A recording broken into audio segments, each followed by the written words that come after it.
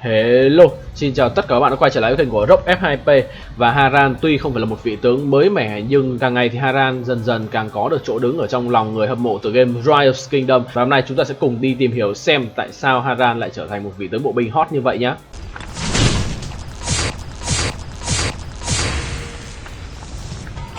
Đầu tiên chúng ta hãy cùng nhìn qua một chút về tiểu sử của Harran Sigurdsson. Thì Harran Sigurdsson sinh vào khoảng năm từ 1015 đến năm 1066, còn được biết đến với tên gọi là Harran Harada, người Viking cuối cùng và là vua Na Uy, là một nhà chiến lược và nhà chinh phục. Đó cũng là lý do tại sao mà Harran của chúng ta lại có táp tài năng chinh phục đấy các bạn. Thì nếu các bạn chưa biết thì Harran đã hy sinh ở năm 1066 ở trong trận Stamford Bridge, mình sẽ tạm dịch là trận cây cầu Stamford. Thì ở trận đấu này Harran đã bị một vị vua người Anh tên là Harold Godwinson tấn công, và Harran của chúng ta đã gặp thất bại. Ông đã bị một mũi tên găm vào cổ và đã chết ngay trong trận chiến, và ngay trước khi chết thậm chí ông vẫn còn điên cuồng tấn công các kẻ thù của mình. Và có một thông tin nữa khá thú vị, đó là thực ra trước khi mà lúc mà Harran tấn công ở phía bắc nước Anh thì ở cánh của phía Normandy thì William của chúng ta cũng đang tấn công, và vị vua Harold Godwinson chúng ta đang phải chống chọi với William I. Nghe tin Harran tấn công ở phía bắc đã quay về và đánh thắng cũng như là giết được Harran. Ngay sau đó thì vua Harold Godwinson tiếp tục chấn chỉnh quân đội và tiếp tục quay sang đánh William I, nhưng mà rất tiếc thì lần này do quân đội của ông đã di chuyển quá nhiều và đã bị vỡ trận, khiến cho ông bị dính một mũi tên vào mắt và ngay lập tức bị đội quân của William I của chúng ta tiêu diệt. Như vậy đây có thể nói là một cái vòng khá là luẩn quẩn đúng không, khi mà William I của chúng ta giết được Harold Godwinson và Harold Godwinson lại giết được Harran Sigurdsson của chúng ta. Và trong tựa game Rise of Kingdom thì Harran Sigurdsson với nhánh tài năng bộ binh của mình thì mình nghĩ là cũng rất là dễ dàng để đánh bại William mà thôi. Và nếu sau này trong tựa game Rise of Kingdom mà có xuất hiện một vị tướng đó chính là vua Harold Godwinson chúng ta thì mình nghĩ đó sẽ là một cái tương tác rất là thú vị đúng không nào anh em? Như vậy thì với cái lịch sử rất là huy hoàng cũng như là việc chết trong một trận chiến đã biến Harran trở thành một vị tướng thể hiện rõ được cái bản tính của người Viking, đó là sẽ chiến đấu tới chết luôn các bạn. Ở trong tựa game Rise of Kingdom thì Harran sở hữu cho mình 3 nhánh tài năng, đó chính là bộ binh, chinh phục và kỹ năng. Và bây giờ chúng ta sẽ cùng đi vào xem về bộ kỹ năng chi tiết của Harran nhé. Skill 1, chiến binh điên cuồng.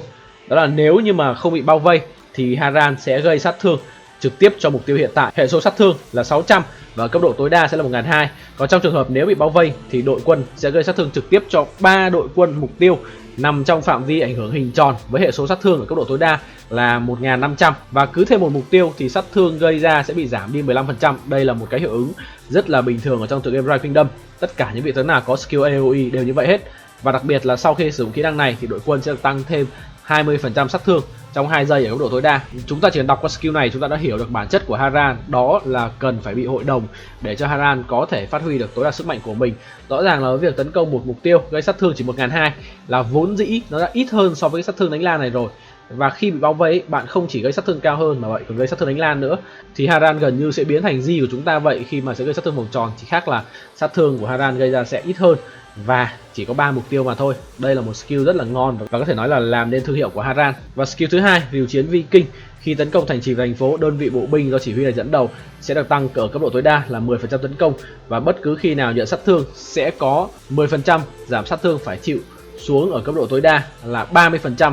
Và hiệu ứng giảm sát thương này có thể kích hoạt được một lần mỗi 5 giây. Đây là một skill rõ ràng là khá là ngon và thích hợp với vai trò là sẽ giúp cho Harran của chúng ta có thể trâu bò hơn khi rally. Nhưng mà rất tiếc là đa số anh em mình F2P hoặc là low spender các bạn thường sử dụng Harran đánh open field ấy, thì skill này rõ ràng nó không mang lại tác dụng quá nhiều, nhưng khi để rally thì đây sẽ là một lựa chọn rất là tốt. Giảm sát thương phải chịu xuống 30% thì rất là cao, nhưng tỷ lệ thì 10% thì thấy là nó cũng không thật sự là quá hiệu quả đâu.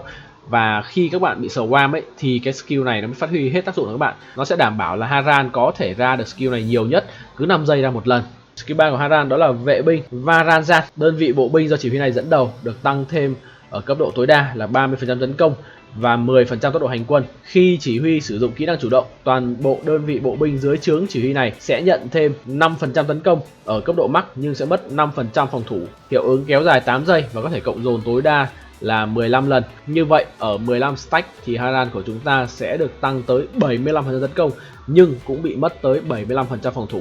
Đây rõ ràng là một cái hiệu ứng cũng tiếp tục thể hiện lên cái tinh thần của người Viking, đó là rất là máu chiến và sẵn sàng tấn công đến cùng các bạn. Và đồng thời skill 3 của Harran sẽ liên hệ trực tiếp với skill 4, đó là Stamford Bridge, là khi đội quân do chỉ huy này dẫn đầu đang ở trên bản đồ và sử dụng đòn tấn công thường, chỉ huy này sẽ có ở cấp độ tối đa là 20% cơ hội giải phóng kỹ năng chủ động. giúp đội quân miễn nhiễm với mọi hiệu ứng giảm phòng thủ trong 3 giây, có thể kích hoạt được một lần mỗi 5 giây. Thì cái skill 4 này chính là skill mà có thể nói là đặc biệt nhất của Haran.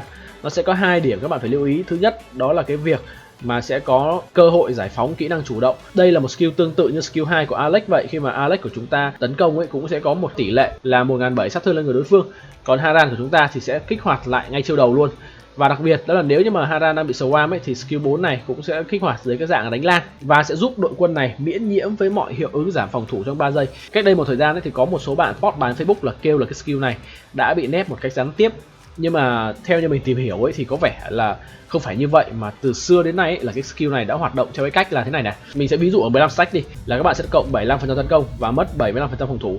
Thì khi skill này kích hoạt, các bạn sẽ có 3 giây được cộng 75% tấn công nhưng không bị mất phòng thủ. Nhưng sau khi hết 3 giây này thì các bạn sẽ vẫn tiếp tục ăn 75% phòng thủ. Thì đây mới là cách hiểu đúng của skill này.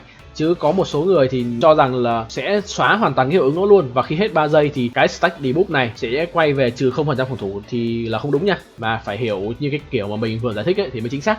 Và skill cuối cùng của Haran đó chính là Valhalla. Sát thương phản kích trên bản đồ được tăng thêm 20%. Nếu bị bao vây thì sát thương phản kích sẽ được tăng nhiều hơn, tối đa là với 2% với mỗi kẻ địch bao vây, và giới hạn tới 10 kẻ địch. Tức là giả sử các bạn bị 10 mục tiêu swarm, và 10 mục tiêu swarm ấy cũng là số lượng tối đa có thể swarm một mục tiêu trong game Ra Freedom nha, là các bạn sẽ được tăng là 40% sát thương phản công.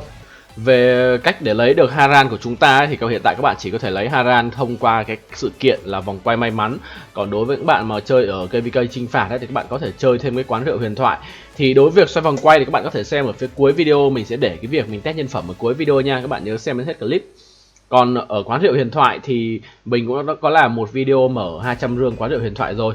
Và khi các bạn mở 200 rương quán rượu huyền thoại, các bạn sẽ có khả năng chọn được một vị tướng các bạn thích. Lúc đó các bạn có thể chọn Haran được.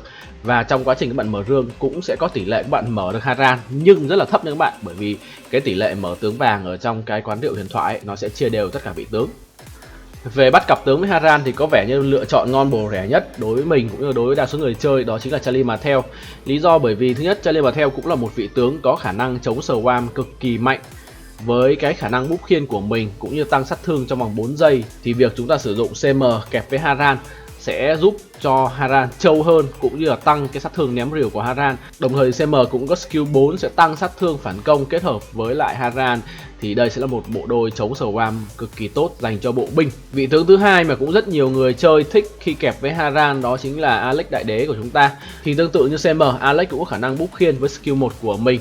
Đồng thời thì Alex còn khiến mục tiêu chịu thêm sát thương ở trong hình vòng tròn, và số lượng mục tiêu chịu cái hiệu ứng tăng sát thương của Alex cũng là 3 mục tiêu. Điều này kết hợp rất là tốt với khả năng ném rìu của Haran, khi mà Haran cũng sẽ ném cho hình vòng tròn 3 mục tiêu. Ngoài ra thì Alex cũng có khả năng là 10% kích hoạt cái sát thương đỏ trên người đối phương với hệ số ở cấp tối đa là 1007. Thì cái việc mà Alex Haran nhảy trong thành phố ấy, ra tấn công bạn, và cả hai vị tướng này nếu mà các bạn đủ hên sẽ kích hoạt cả hai cái chiêu bị động, thì gần như chắc chắn các bạn sẽ có lời. Chính vì vậy nên là Alex Haran của chúng ta ấy, là một cái cặp đôi mà đánh theo cái bài gọi là nhảy từ thành phố ra đánh 1-2 hit ấy, xong chạy về rất là có lời nha. Giả sử mà bạn có bị swarm ấy thì cái sát thương phản công từ Haran cũng giúp cho cái cặp đôi này trao đổi có lời hơn rất là nhiều. Và lựa chọn tiếp theo để đánh ở open field đối với Haran đó chính là Pakkan. Thì thực ra lúc mà mới ra mắt ấy, thì Pakkan Haran thường được nhiều người cho rằng là một cặp đôi chỉ dùng để rally thôi, và rất là nhiều người đánh giá thấp cái khả năng open field của Pakkan. Nhưng mà hiện tại thì Pakkan Haran đã được nhiều người chơi tin dùng hơn khá là nhiều. Với skill 1 gây sát thương một mục tiêu, đồng thời là tăng khiên, sẽ giúp cho Haran của chúng ta trâu bò hơn. Skill thứ hai của Pakkan là tiếp tục tăng máu cũng như là tăng tốc độ hành quân cho bộ binh, sẽ giúp cho Pakkan Haran trâu hơn. Và đặc biệt là skill 4 của Pakkan cũng giúp Pakkan giảm sát thương nhận vào ở cấp độ tối đa là 10%. Đồng thời nếu như bạn bị swarm tối đa ở mức 6 mục tiêu, bạn sẽ tiếp tục được giảm thêm 5% với mỗi mục tiêu, như vậy là ở cấp độ tối đa. Và trong điều kiện thích hợp ấy thì Pakkan có thể giảm tới 40% sát thương nhận vào cơ. Thì Pakkan Haran các bạn đánh open field ấy sẽ trở nên rất là trâu bò và khó bị giết. Đồng thời thì cặp đôi này cũng có thể sử dụng để rally, làm một cặp đôi tăng để chịu sát thương chính, và sẽ cho những cái cặp rally thứ hai, thứ ba để công trình dễ hơn. Thậm chí kể khi solo rally thì Pakkan Haran cũng đã thể hiện sức mạnh của mình rất là tốt khi có kết quả trao đổi tương đối ổn so với đại đa số các cái cặp deck bây giờ. Một lựa chọn nữa để bắt cặp với Haran cũng rất là hay, đó chính là Quan Vũ. Quan Vũ Haran thì lại là một cặp đôi vô cùng giấy các bạn, khi mà Quan Vũ cũng là một vị tướng gây sát thương kỹ năng cực kỳ cao, và Quan Vũ Haran thì thường được sử dụng để rally công trình nhiều hơn, với cái khả năng tăng sát thương từ Quan Vũ cũng như là Haran. Thì cái bộ đôi mà Quan Vũ Haran để rally ấy sẽ có sát thương rất là cao. Trước đây thì trước khi cái Pakan này ra mắt ấy, thì Quan Vũ Haran cũng đang sử dụng khá là nhiều, nhưng mà sau đó thì Pakan ra mắt thì Quan Vũ Haran đã được ít sử dụng đi rồi. Còn nếu mà trên Open Field ấy, thì mình nghĩ là cặp tướng này cũng đánh khá là ổn. Đương nhiên thì cái việc cặp đôi này sở hữu toàn bộ kỹ năng ấy là tấn công hết thì sẽ biến hai vị tướng này trở thành một cặp tướng nó hơi bị mỏng manh dễ vỡ một chút, nên là có lẽ là chúng ta cũng phải cân nhắc những cái lựa chọn trước thay vì Quan Vũ Haran để đánh đồng nha. Ngoài ra thì chúng ta vẫn có Richard.